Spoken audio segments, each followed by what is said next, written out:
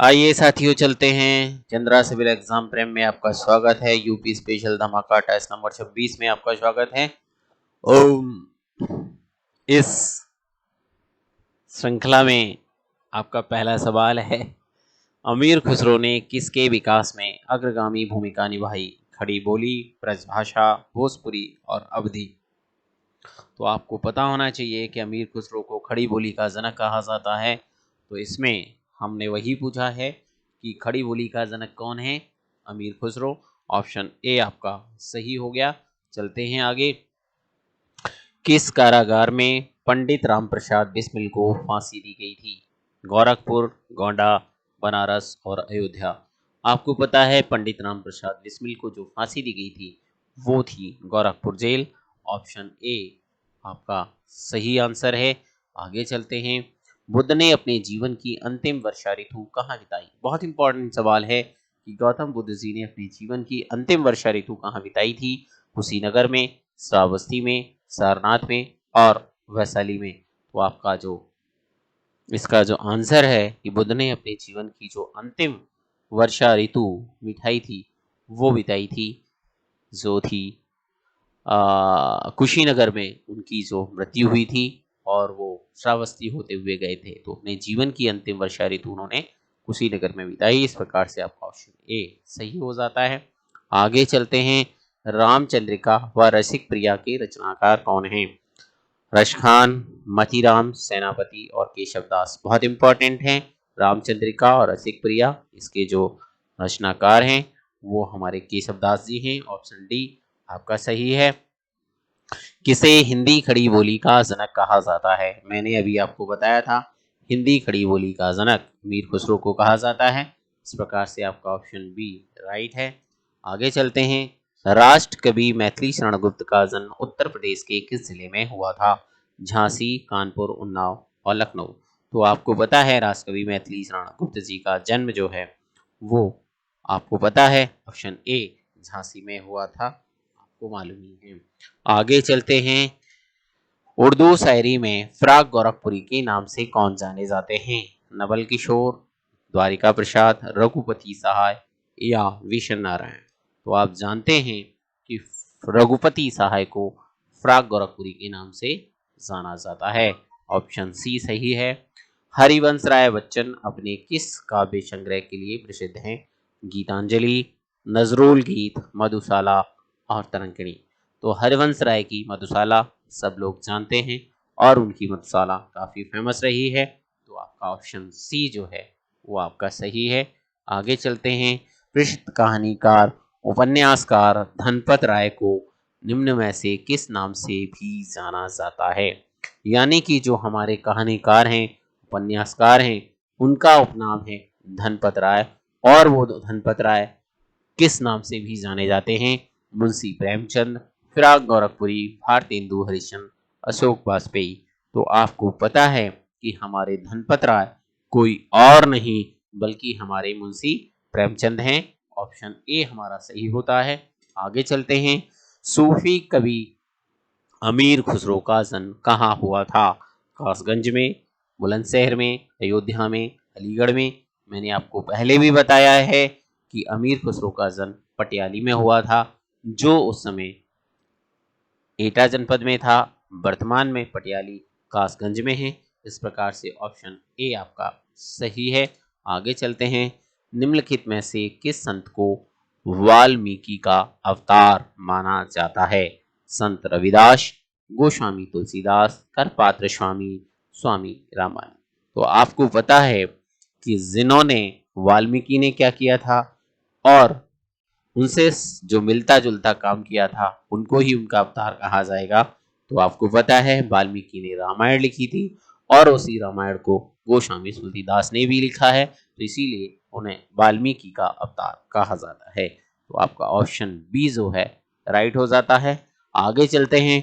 उत्तर प्रदेश में द्विसदनीय व्यवस्थापिका है, जिसमें से एक विधानसभा है तो दूसरा सदन क्या कहलाता है? विधानमंडल, विधान परिषद, विधान मंत्री परिषद और राज्यसभा। तो आपको पता है कि एक सदन को हम विधानसभा कहते हैं तो दूसरे सदन को हम विधान परिषद कहते हैं और विधानसभा और विधान परिषद दोनों को मिलाकर हम विधान मंडल कहते हैं।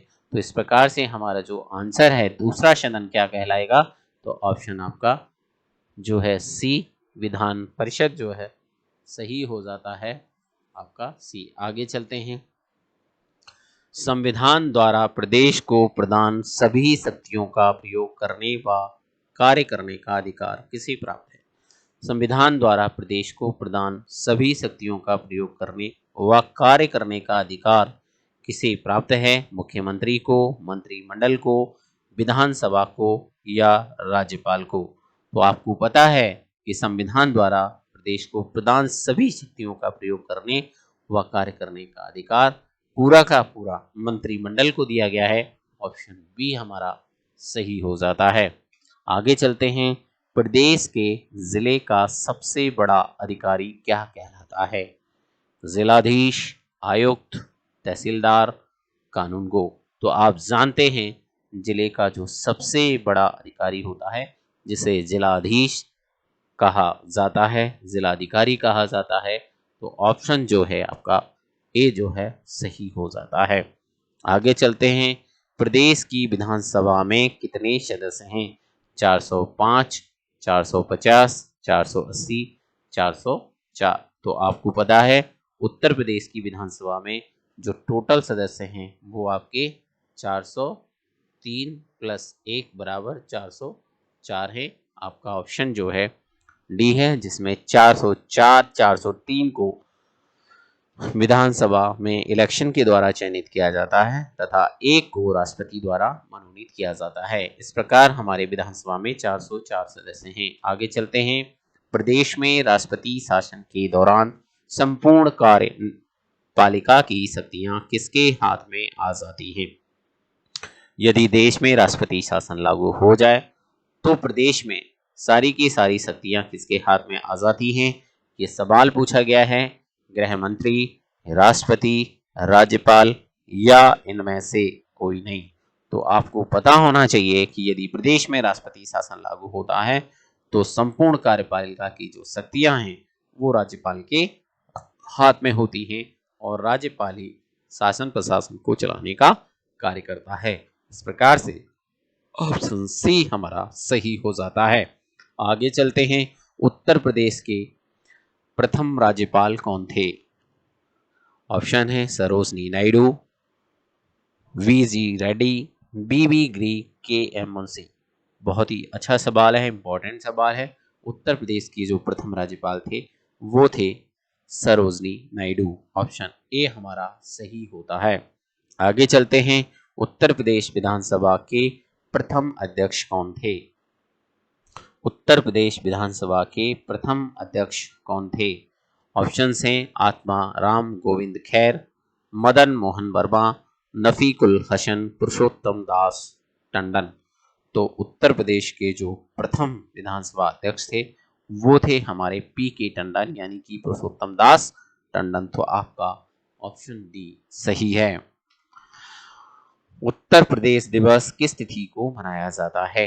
10 अप्रैल, 25 मार्च, 24 जनवरी, 2 अप्रैल। अब आपको पता ही है और आपको मालूम ही है कि उत्तर प्रदेश दिवस जो है 24 जनवरी को मनाया जाता है। ऑप्शन सी हमारा सही होता है। आगे चलते हैं। निम्न में से कौन उत्तर प्रदेश के मुख्यमंत्री नहीं रहे। नित्यानंद स्वामी, गोविंद बल्लभ पंत, बल्लभ पंत है गलत टाइप किया है उसने, बल्लीला पंत कर दिया है, गोविंद बल्लभ पंत, राम नरेश यादव और टी.एन. सिंह। तो आप ये देख रहे हैं कि इसमें उत्तर प्रदेश के जो मुख्यमंत्री